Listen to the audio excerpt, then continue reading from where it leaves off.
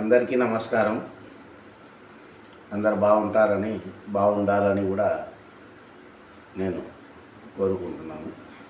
ఈరోజు మీకు ముందుకు రావడం కారణం ఏంటంటే, తెలంగాణలో బీఆర్ఎస్ కార్యకర్తలు మహాన్యూస్ ఛానల్ మీద దాడి చేసినారని న్యూస్లో చెప్పినారు. మహాన్యూస్ ఛానల్ ఏది మాట్లాడినా కానీ వాస్తవాలు మాట్లాడుతుంది.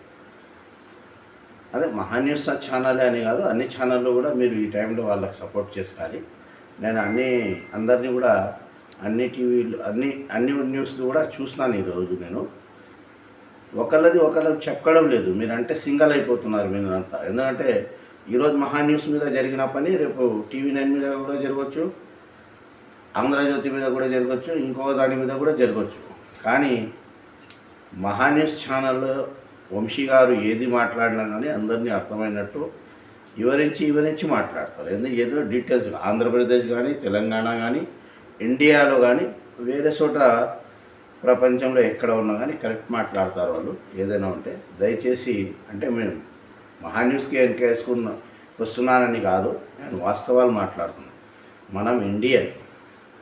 ఎందుకంటే మనం ఇండియాలో అందరం కలిసిమెలిసి ఉంటేనే జనాలు కూడా కుల రాజకీయాలు ఉండవు. కలిసిమెలిసి ఉంటేనే కక్ష రాజకీయాలు కూడా ఉండవు.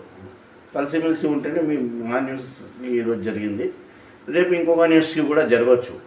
ఈరోజు వాళ్ళ మనుషులు చేసినారని రేపు ఇంకొక మనుషులు ఇంకొకరు అట్లా ప్రపంచంలో నిలదీసి అడిగే సత్తా ఉంది అంటే అది న్యూస్కే ఉన్నది. అంటే మీ జడ్జిమెంట్ చాలా గొప్పది.